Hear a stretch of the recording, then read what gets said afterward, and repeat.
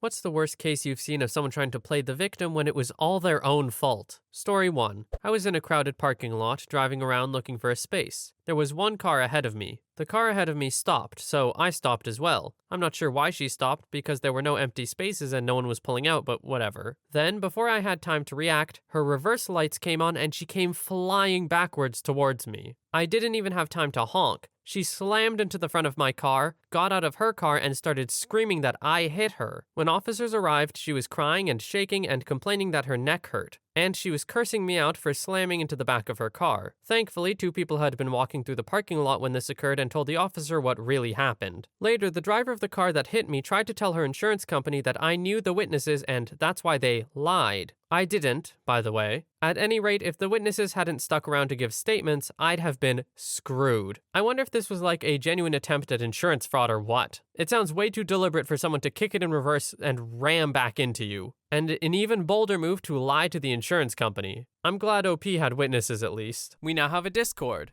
Check out the server in the link in the description. Story 2. My mom ruined my courthouse wedding, called me selfish, and made fun of my shoes on my wedding day, and made me swear to her that I wouldn't tell our family I was getting married until we had a big ceremony. Then proceeded to go behind my back and tell people anyway. She is now genuinely surprised that I am upset and going around crying to all my aunts and uncles about how her only daughter won't speak to her. Story 3. An employee was fired for a multitude of infractions at a coffee shop. He had been caught by management calling customers things like dumbass and stupid frick under his breath, and several customers have also reported the behavior. He was constantly late or would leave early or beg others to cover his shift. Instead of restocking or cleaning the area during downtimes, he would always take out his drumsticks and practice, which annoyed the other employees and customers. During inventory counts, we noticed whole pallets of sandwiches or baked goods were missing, as well as bottled drinks, etc. We were mysteriously out of huge 5-pound bags of the espresso roast. The numbers weren't adding up. He was subsequently fired after being caught bad-mouthing a customer while a visiting manager was also in the cafe. The guy didn't know it. The guy blamed all of the issues on everyone else. Late to work turned into, I missed the bus, or my roommate forgot to wake me up in time.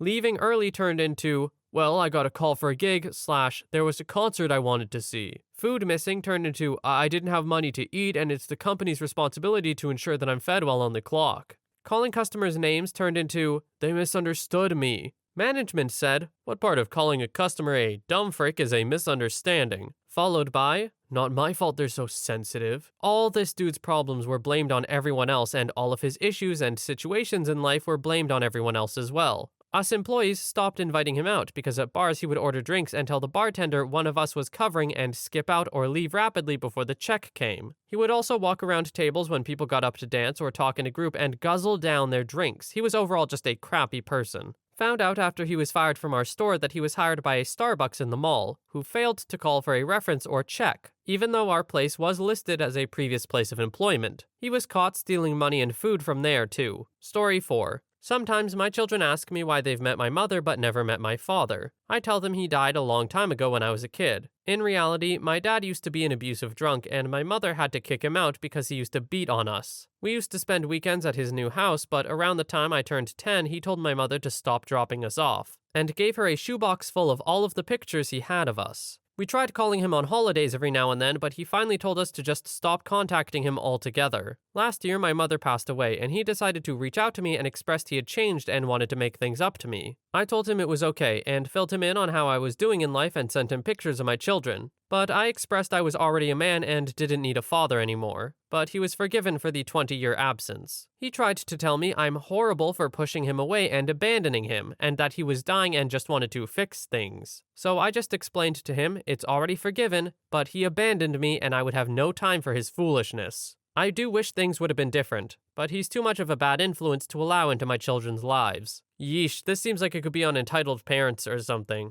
I can't imagine what goes through the mind of someone who beat on children and is later like, "Aw, kids, I'm better now." And obviously, by the way, he's not better because he started to complain right after OP said, yeah, no. So yeah, he wasn't looking to make things right, he was looking to get what he wanted. Story 5. My brother-in-law, wife's brother. Everything is terrible in his life because everyone conspires to be mean to him. All of his drug problems are other people's faults. The government never should have taken his kid from him because he's a good father. When his disabled mother got custody of his kid and then let him move in with them, she made up all those stories about him hitting her and the kid. When the government, both APS and CPS, told us we had to protect them from him, we had no right to take his kid, that he hadn't had custody of for years, by the way. He lives off of disability for back problems he's had since getting a beat down for running his mouth at the wrong people, despite the fact his doctors tell him he doesn't need a wheelchair and can work. It's our fault he can't pay bills even though he's still living in his mother's house rent-free. And that surely doesn't have anything to do with the fact that he blows his disability check on drugs and junk food as soon as he gets it. In his mind, we abandoned him to die and are horrible people for not letting him live with us. Despite the fact that the government literally put his mother and kid in our care to keep them safe from him. He came up with a scheme where he called 911 to be taken to the local hospital. When he got there, he told them he was dying because he was wheelchair-bound and abandoned in a squalid house. The house had become squalid after the mother and kid were removed because he refused to clean and he had a dog that he never let outside. He actually got Adult Protective Services to call us and tell us we had to take care of him and fix up his house. By the way, we live 250 miles away in a different state. We explained the history and gave them the names of the caseworkers for his mother and son, who know him as well.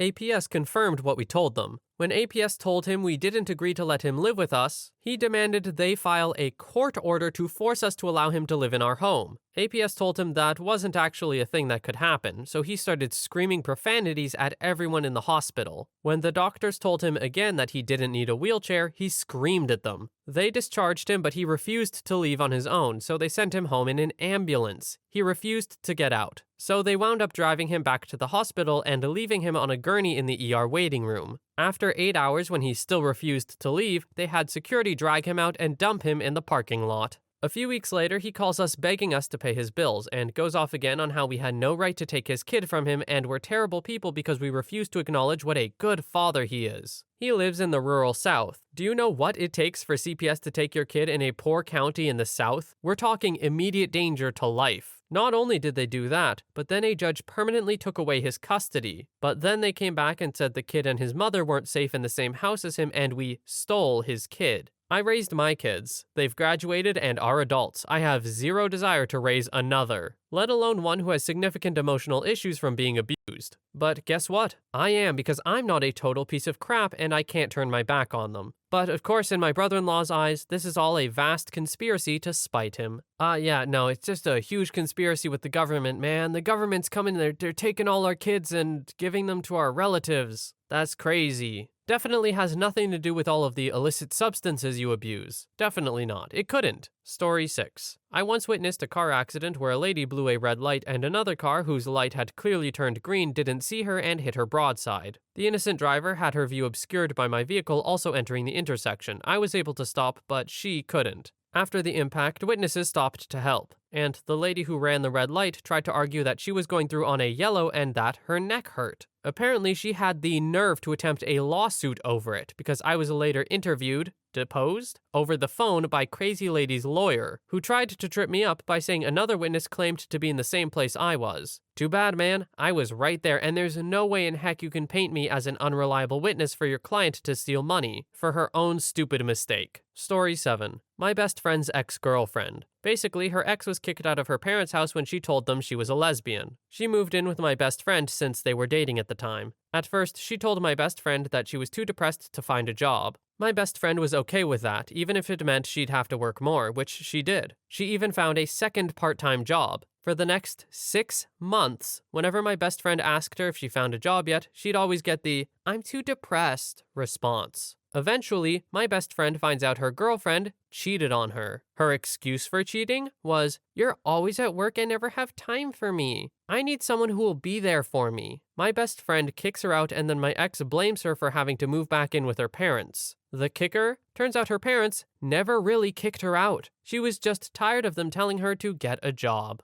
Yeah, depression to the point of not being able to work is possible, for sure, but that doesn't mean you're absolved of all worldly responsibilities while that happens. Someone else is not obligated to take on that burden. Also, what an insane reason to be cheating on someone. Oh, you're too busy supporting me financially. I need someone who's there physically and financially. Yeah, good luck with that. Story 8. Local business owner slash friend asked a lot of his regular customers to invest in his new business in Atlanta by buying shares. I bought in knowing we wouldn't break even for at least 3 years, but that he could sell religion to the Pope. Had losses for 2 years, break even at 3 as predicted. 4 years in, he closes the Atlanta store and opens one in another town. But this time he's doing it all with his own money. Yeah, BS. He's doing it with the inventory and proceeds from the Atlanta store, even has a shiny new house, cars, and the works from his new venture. He's shocked to the core and hurt, I tell you, hurt and disappointed when all of the shareholders took him to court. Story 9. My friend's sister was beaten up by her boyfriend and stayed the night downstairs of our house with her 3 kids. Next day, he comes around, starts cursing her out, saying she stole his kids, grabs the baby and starts walking away with him. She chases him, trying to get the baby back, and he punches her several times in the face. My brother intervenes and separated them.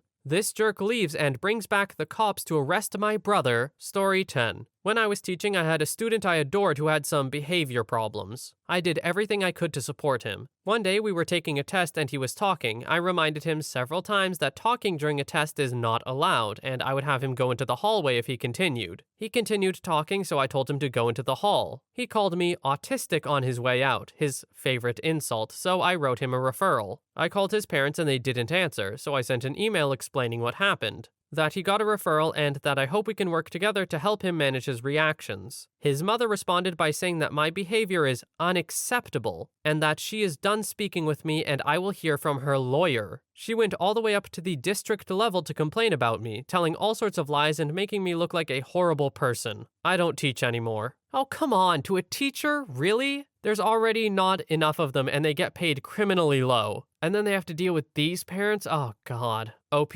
I'm so sorry. Story 11. A former friend and housemate, who I stupidly let live at my place rent-free and who I gave some pretty significant help towards lawyer fees, lost her mind when I started voicing my concerns over her new boyfriend. She was still technically married to another man, and the new boyfriend was into all sorts of cultish, new age, spirit science craziness. Oh, and they would do things like make these lavish meals in the kitchen and not clean up, or block my car in the driveway. Then she went on a rant in which she compared me to her abusive soon-to-be ex-husband, all because I hadn't put away a container of cinnamon immediately after using it. When I served an eviction notice to the B-bomb, she gave an Academy Award-level performance for melodrama of her own making. Story 12. My 50-something-year-old mom's very frequent non-sober calls in hysterics about how her life is ruined. This was after she turned our lives upside down with her alcoholism and drug abuse throughout our childhood, went to rehab 5 times and relapsed every single time, and was given countless chances by my dad and family to start fresh, including amazing jobs and housing opportunities, and nearly bankrupted my dad, forced him to move and raise 6 children on his own, and eventually lost relationships with all of her family and children except for me. Up until 2.5 years ago when I received a call that she screwed up yet again. She got herself kicked out of her free housing arrangement and lost her job before it even started, forcing me to go pick her up on the side of the road and crash at my apartment for the night. I remember when I was scrambling to hide all of the alcohol and pills in my place before getting her.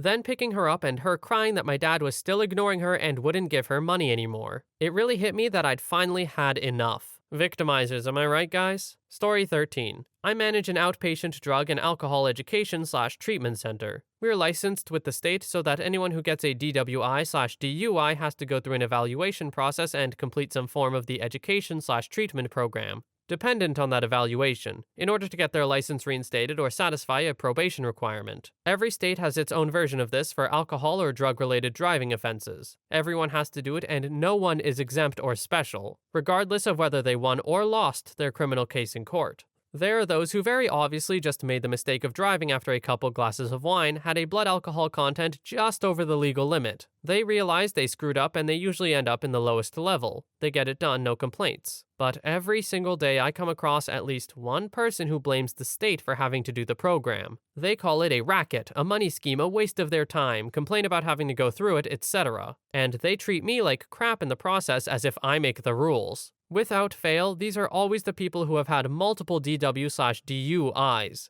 who have drug or alcohol addictions, and many of them have concurrent charges of vehicular manslaughter or accidents with injuries. These pieces of garbage who walk through my doors who've literally unalived or injured someone because of intoxicated driving, avoided jail, and have to go through 6 weeks of outpatient treatment, complaining about having to do it, upset me to no end. I used to keep my mouth shut, but I've experienced so many of these perpetual victim types that when they start their complaining, I remind them of the real reason they're in my office. Story 14. My roommate kicked himself out of my condo. I didn't know this before he moved in, but he turned out to be a pathological liar and attention/pity seeker. He fabricated and gossiped all kinds of stories that were easily proven false. And then he'd backpedal and lash out if caught. I was super uncomfortable with it and privately started making mental plans to give him his 30 days notice at the end of his lease, 4 months away, but hadn't told anyone. Well, one day I get some text messages from some mutual colleagues asking if it was true that I was kicking him out today, and I tell him it's the first I've heard about it. Turned out that roughly after the 3rd or 4th time that I caught the roommate in a major lie, he noticed I wasn't as chummy with him anymore, and he started spreading a rumor that I hated him now and that I was going to kick him out on his butt and make him homeless. He went crying to all of the prettiest ladies of the gossip mill at work about how he was getting kicked out tonight, and the rumor traveled quickly in a circle back around and he got tons of attention. So that night he comes home from drinks with his gossip entourage and starts yelling at me about how he'd heard that I'm evicting him and demands to know if the rumor was true, and if I was going to kick him out tonight. I told him nope, I had no idea what he was talking about. He starts ranting and raving about how gossip gets around and continues accusing me. I tell him point blank that I don't know what he's talking about because I wasn't planning on evicting him today,